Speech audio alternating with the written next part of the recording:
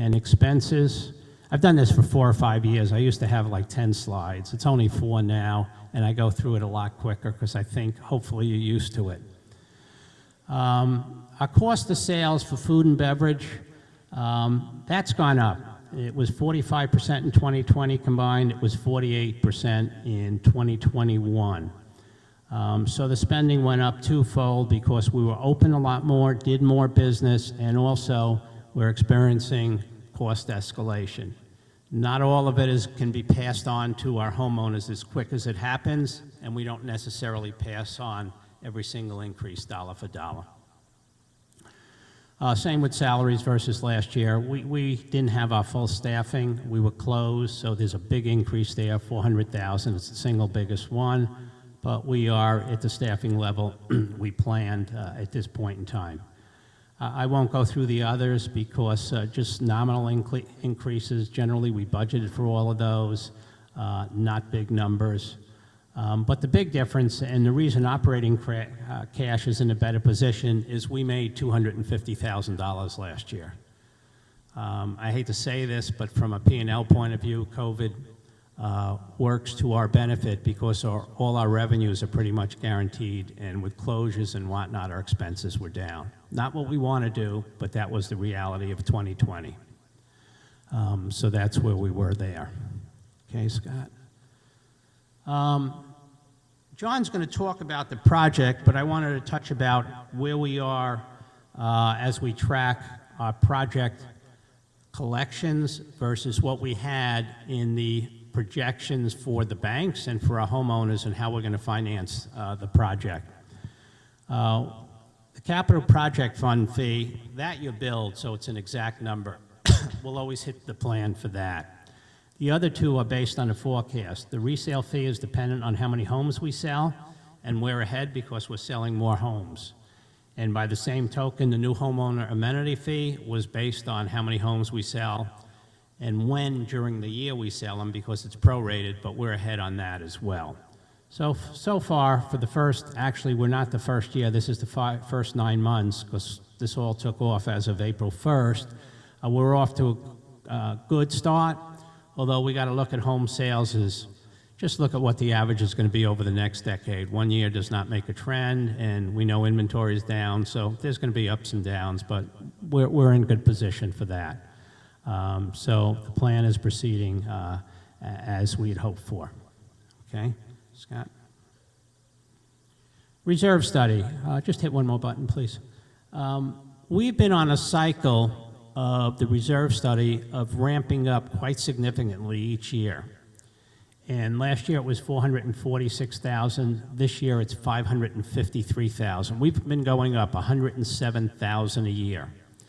Because when developers turn over a community to the HOA, developers always turn over a community that doesn't have sufficient reserve funding.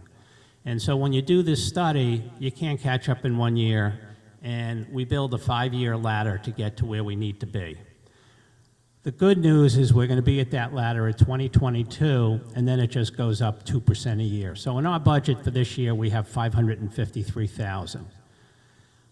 What we will do after the project is completed in 2023, in Q1 or Q2, it doesn't really matter when, we will do a new reserve study. And so we will probably have another ladder that catches us up because the amount we have to set aside will increase because the amount of property we have and the value of that property is going to be much more. And we anticipated that. It was in the presentation, so we'll see what that number is going to be. But the budget for next year will be $565. That won't affect us till 2024. Okay. Just a picture of the reserve funds. We have the reserve fund balance, which is the blue line, and the target. And we are ahead of the target. And the reason we're ahead of the target is for the last couple of years, we have not been spending money that's in the reserve fund. And the reason being is we would do, to replace all the chairs you're sitting on, all this wonderful looking carpeting that's on the floor here, to paint this room, to get new some new equipment for the restaurant, et cetera, et cetera. So in anticipation of the project, we didn't spend those funds. So they're sitting in there in the reserve fund. And we'll talk about a little bit later about how we might use those funds. But that's why the blue line is above the red line. If you could hit the button, please. So we had a stagnant reserve fund.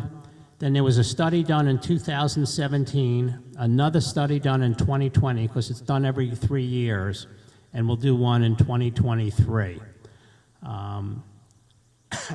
So again, that's where we are, and that's why, you know, as a community, I believe we're in strong financial shape. Always could be better, but we're in good position. Okay, the last item I'll turn over to you, Scott. So I've been tasked by the board to plan for the litigation settlement proceeds. Number one, as you come in every day to the quarry, you see the 3 stone bridges. We know that the exterior fascia of the bridges is coming off, is loose. We've had a couple of masons out there telling us the extent of the project. We're considering 3 different ways to repair them.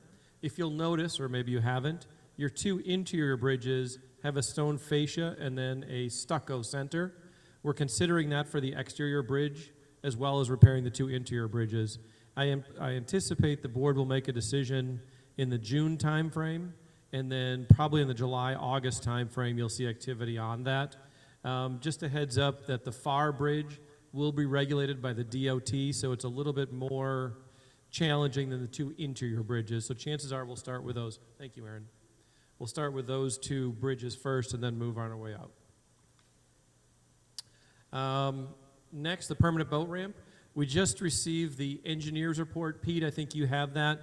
I would anticipate the boat ramp to be starting probably in the June timeframe, maybe in May, depending on the permitting, things like that. It's a simple building permit that we have to have, work in conjunction with the CDE to install that. We'll make sure that we alert the community. I'm hoping it's less than 45 days that we'll be without a boat ramp.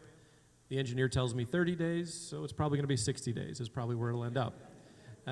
So we're going to work diligently on that. We'll make sure that all the boat owners, people who use the boat ramp, are aware of that, and we'll have adequate time to remove or place in the water any watercraft that are needed. Common area landscaping, you see some of those going on in process. Complete sidewalk and curb repairs, those are going to be going on. While we did a large chunk of them this year, we're going to be doing that over the next 3 to 5 years. You'll see us continuing, stay on top of things. The normal course of practice in sidewalks, curbing, gutters, when you see a crack, definitely it's typically a 1/4 inch or greater, causes a safety issue. We're going to cut out a chunk of it or slice it, saw cut it, and replace it. We usually find that if there's a root underneath there, we'll take care of that at that time. And for the most part, concrete's in pretty good shape. Repairing drainage and irrigation or system around the beach club. John's going to get into that, why it needed to be done. But imagine if you had a beach club that tilts towards a lake, we need to tilt it the other way, and that's what we're doing with all of our irrigation. Plants around the beach club, you'll see that happening ongoing over the next year. Rear gate access control project, that is completed. Lightning protection, again, that is not in progress. We can change that slide to complete. Literally, they just got it done yesterday. For those of you who don't know, one of our main irrigation pumps sits just across the 3rd bridge before you get to Siesta Bay. We were able to put a permanent structure over it to protect it from weather as opposed to the tent that was over it. We're going to call it a tent. And we were able to also add lightning protection. The other thing that we were able to do is add a new control system to it. Pumps are in good shape. It's just that control system that was failing, so we're able to really upgrade it so that we can control it on a much better manner. Literally, we control it with our cell phones. So, and then finally, funding Limestone Trail for the cost overruns that Cheryl and Jerry alluded to. So, thank you.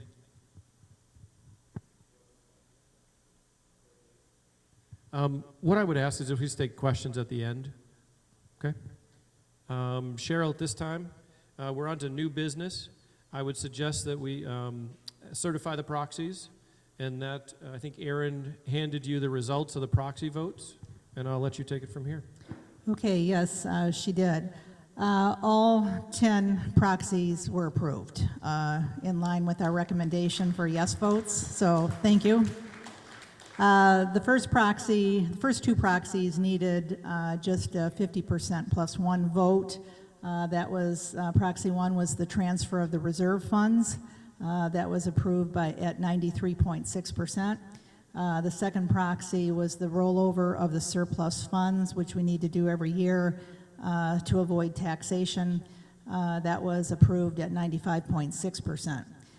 Proxy 3 was on the maintenance responsibility, where we removed the condos and the custom homes from that definition. It said all lots, but the QCA doesn't do the maintenance on the condos and the custom homes. That was approved at 90.2%. Proxy 4 was the responsibility of damage if a owner and or their guests, friends, whatever, damage any of the property elements in the common areas, then we're looking to that owner or their insurance company, however that works out. But we don't think it's right to have something that occurs by an owner or their friend, and then all 900 homes have to pay for it. So that proxy 4 was approved at 92.6%. The computation of interest, it was just a correction that it is calculated from the date due versus the delinquent date. So it had to, our documents were a little at odds there. 92.8% approved that proxy 5. The cost of damage, proxy 6 is the cost of damage is a benefit assessment. 90.7% approved. Proxy 7 was just changed so that if we have a sale and it is based on inheritance, that you would not have to pay a resale fee. It was just a minor change for everybody's benefit. That was approved at 90.7%. The parking and vehicular restrictions, we put that in there because we were having some problems with homes that look like parking lots and neighbors complaining and so forth. So 85.6% of the homeowners voting approved that, proxy 8. Proxy 9 was on leasing and licensing. It was to tighten up some of our leasing requirements, and that was approved at 78.4%. This usually isn't an issue unless it's the house next door to you that's being leased over and over and over again, which our documents say it only can be leased 3 times a year maximum at no less than 30 days, but some people play games with that, and we tried to tighten this up a little bit in that regard. One question came up on proxy 9 on the leasing and licensing, where sometimes when a home is sold and it's leased back to the owner, we put a prohibition that you couldn't do that leasing for a year. We're going to approve a resolution at our next board meeting that would make an exception for that. That would allow, if a home is leased back to the former owner, we're going to allow that. So that was a good question that was raised on this. I'm glad to see it was approved, but we'll make that a resolution at our board meeting in March to allow for that exception. And then proxy 10 was the right of entry for maintenance. This would give, sometimes we had a situation where a dock had to be removed, and the best way to get at that dock to be removed was through a neighbor's home, and the neighbor didn't want the contractor going across their property. But fortunately, we now have that approved by 75.2% of the homeowners. So I wish to thank all of you for voting, and we'll get these changes recorded to our governing documents in the coming days. And if anybody has any questions when after John finishes and we take some questions, I'd be glad to answer any questions you may have. Great, thank you, Cheryl. We're going to move on to, you got a good mic. Yeah, we're going to move on to new business.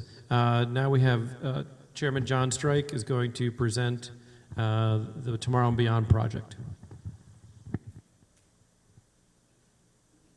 Hi, everybody. Can you hear me? Good. Go ahead, Scott.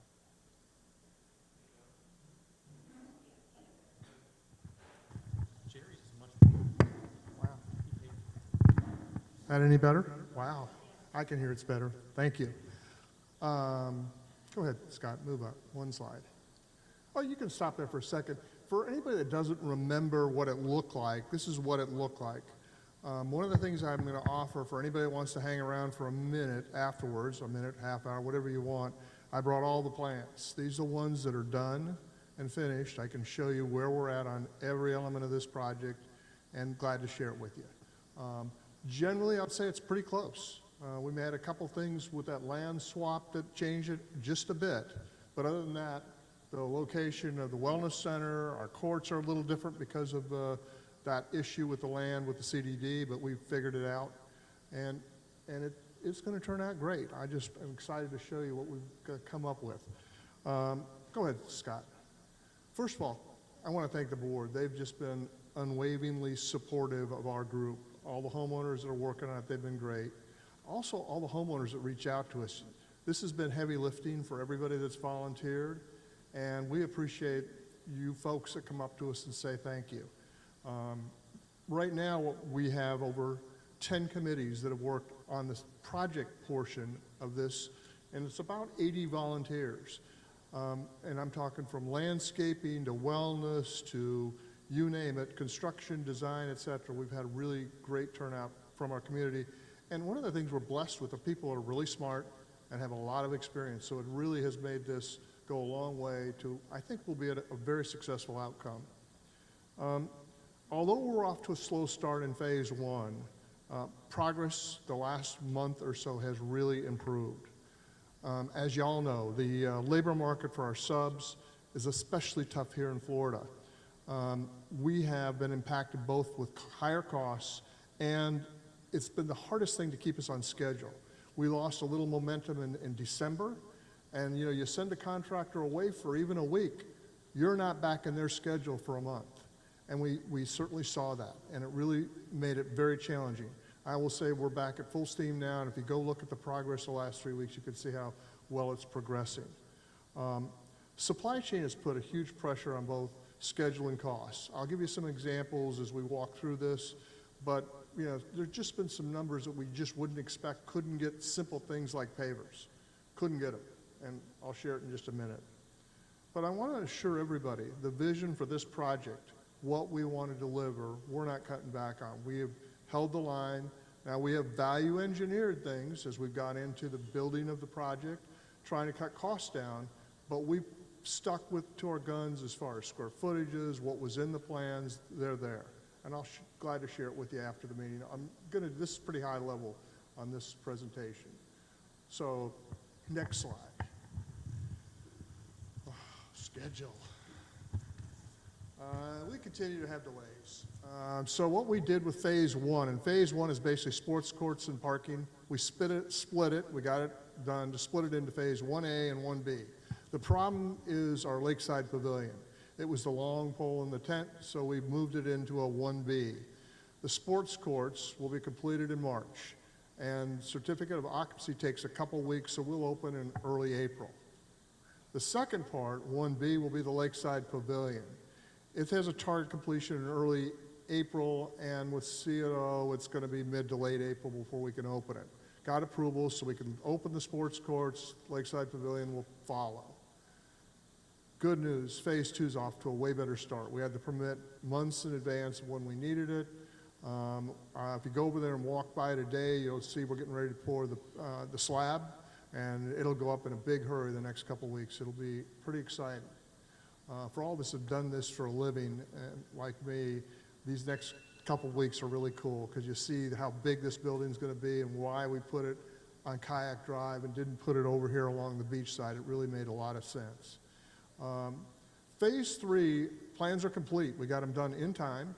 If we're not in for permit today, we are later this week. So this building is in the process of being permitted. We'll start in early April. And to make our date, we have to start in early April. What we're going to do is we're going to close the beach club April 1st. That first 2 weeks, poor Scott has got to figure out how to get all his stuff out of here. Because about mid-month, we're going to bring in our demo crews and we're going to start working. We're going to go under a demo permit, the way we're going to phase it to get the work done on time. A building like this to get a permit the first time is just highly unusual. We're allowing that during that time we can get all the demo done, and by the time we're ready to start, the permit should be in place. Strategy worked really well for the Wellness Center. We think it'll work well here. We'll talk about that. I'm coming to questions at the end. Thank you. Construction will take up to 8 months on phase 3, with a target completion in December. That's why that doggone it, we got to start in April. I know it's an inconvenience for everybody, but it has to be. Okay, Scott. I want to talk about budget. A budget we got approved was $15.25 million. I'm going to walk you through it. So I'm going to go down this column. When we did it, all we had was this number. We then went back and said, what's phase 1, 2, and 3? And we broke it apart and came up with some numbers to put in each one. So you can see 1.6-ish is phase 1, sports courts. 2 is the wellness center.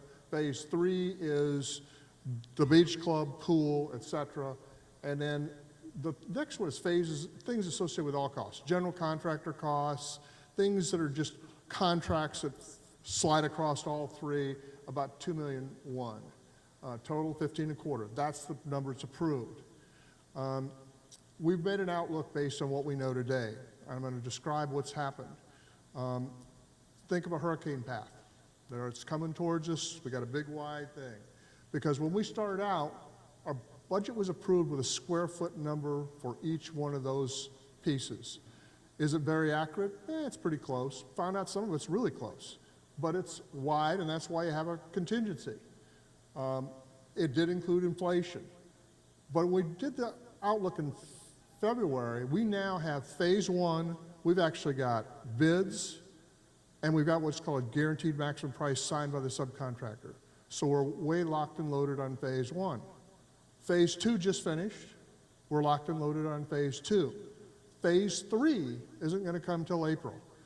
All these plans we're completing, now we'll go to the bid process.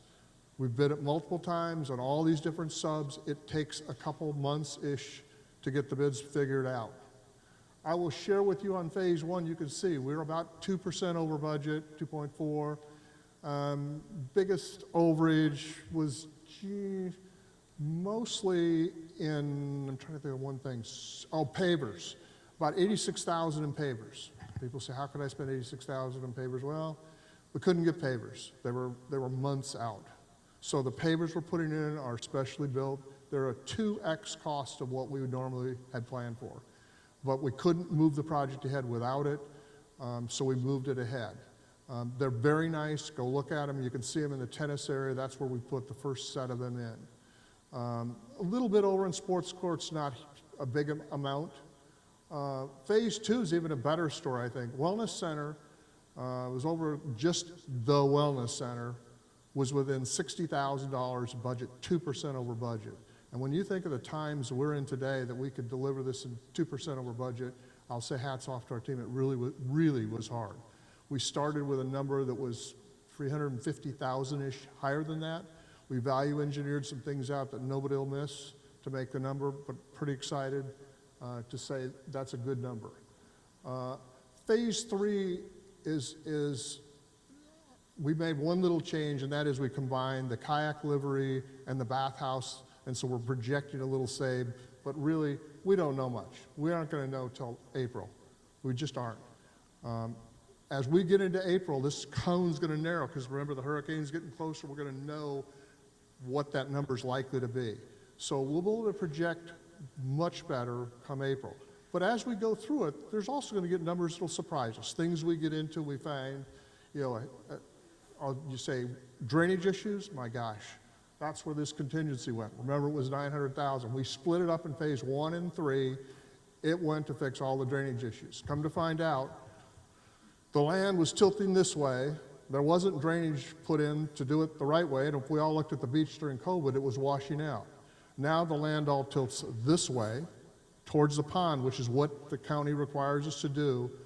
There are so many underground pipes going, catching all the water and bringing it to the ponds on this side. So that's all the work we've already done. That's done for phase 1 and 2. It's coming in phase 3, but we've got money put aside for it. So we don't think we've got another surprise coming there. We thought the right thing to do was put back some contingency, about 400,000. Some of the stuff we know where we're at, but some of them we still don't know because we're just not far enough in. Is that a real number? I'll tell you, it's an educated guess. It's doing the right thing, it's having the right perspective of putting some money in there. What does that mean? We're about 900,000 projected outlook over what we budgeted for, 6%. Am I happy with it? I'll just tell you I'm not happy with it, but we're working every day to improve it. I will tell you we've spent a lot of time trying to figure it out. I'm on a finance committee as well with Jerry. We're making some recommendations and exploring options. I don't think we're going to have a big surprise. I do think we could find a way to finance this without great pain to the neighborhood. I think we won't know anything really till later this year, because then you'll know, did we make up any of this ground here and here? And then we'll have a real number. Is it 926? Is it 450? Is it 1.2? I don't know. And I'd be honest with you, I'd be lying to tell you anything else.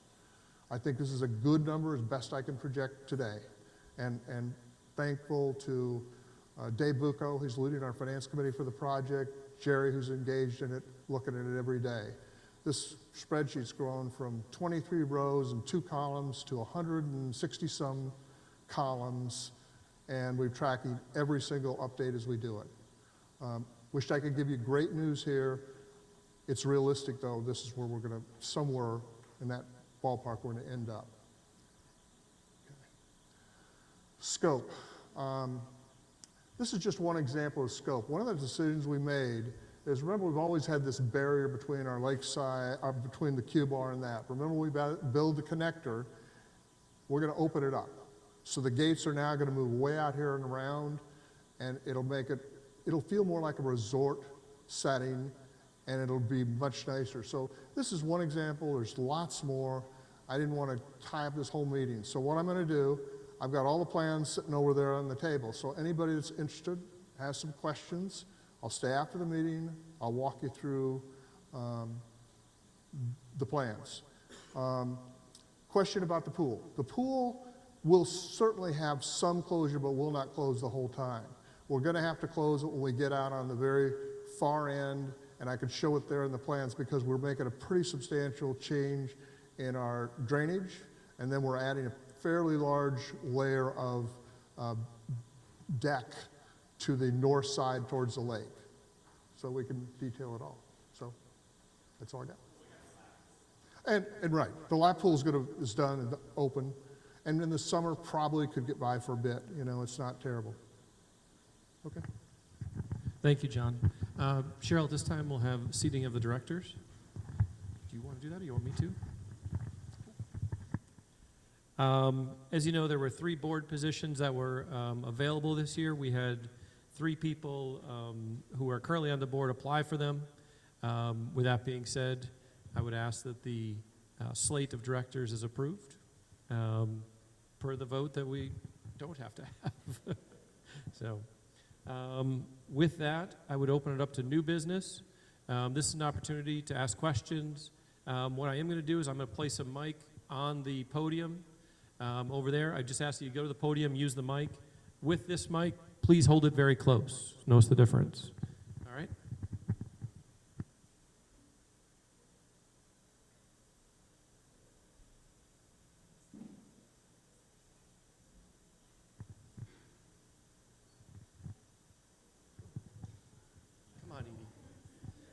I have a question of the board.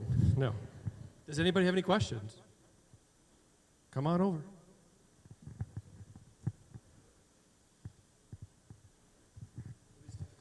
Sure. Thank you. Hi, my name is Mike Rutkowski, and I'm a new resident. I live over in Silverstone. My question is about the new owner amenity fee. Just as a new owner, I just don't understand why I would pay or be subject to pay an amenity fee when I use the amenities as much as anybody else. What was the wisdom behind that, and why isn't it shared throughout the whole community? Whatever's needed to make the amenities work. Because I love it here. I didn't understand the wisdom behind that. Thank you.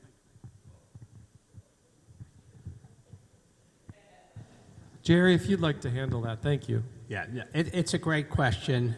Did you say Mike was your first name? Thank you for asking it. And it's been asked numerous times before.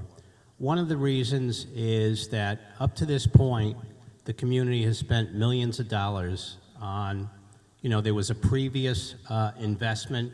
That Tiki Bar wasn't always here. We didn't always have pickleball courts. We've done a lot of work in this community that new residents have not contributed to, but will be a benefit and had been paid for by the people that were here at that time. So that's one part of the reason, okay? Another part of the reason, and, I'm going to be totally transparent with you, Mike, here, and the whole audience, is we felt this was a project that this community needed to stay up with all the other communities in the area. And it is very difficult to get a project like this passed. We needed 67% plus one vote, okay? And we had to come up with a way to finance it. And so that's why there's a three-pronged approach. Because the capital fee going up is the same question someone could ask as well. And so, we split it up between different constituencies, and we came up with a plan that we felt made the most sense in order to get the project to be able to move forward. So it's a combination of those two things is the reason why it's done that way. Whether people agree or not agree, the three-quarters of the community voted in favor of that. So you can read between the lines as much as you want. You're welcome. And Jerry, I would ask, the other thing we could have done is had a higher resale fee. So this is almost a distribution of the resale fee over a couple of years as opposed to just saying, here, it's $10,000 up front.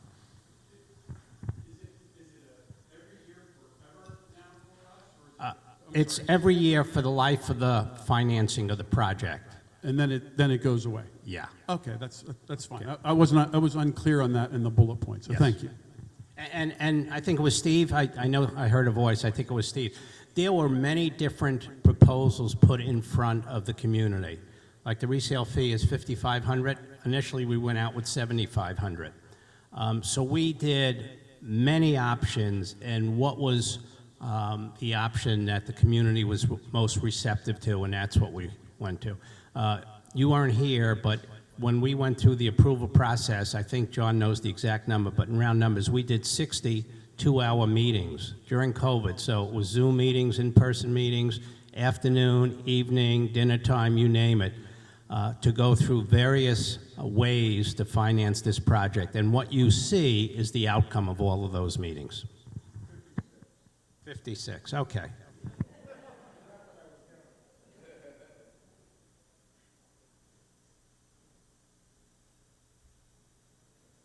We'll get a little bit ahead because this might be a question on your mind. John said in round numbers, you let me round this, that we're going to need $1 million more. And the question will be, where does that come from? So we're going to go through the same process as well, Mike, of what makes sense. What we don't want to do is special assess, because we do not think it's fair for the people that live here today to pay one time for something that people are going to have enjoyment with for the next 15, 20 years. And that's why we like to spread out any source of revenue over a long period of time. And if we do that also, that money spread over that length of time, it becomes pretty painless.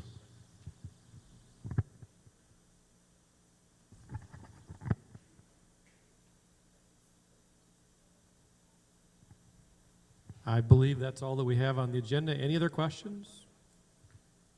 With that being said, Cheryl, I'll turn it over to you for adjournment. Okay, it is 5:10, and I'd like to adjourn the meeting, please. All in favor? Motion carries. Thank you. Thank you, everyone. Thank you, everyone.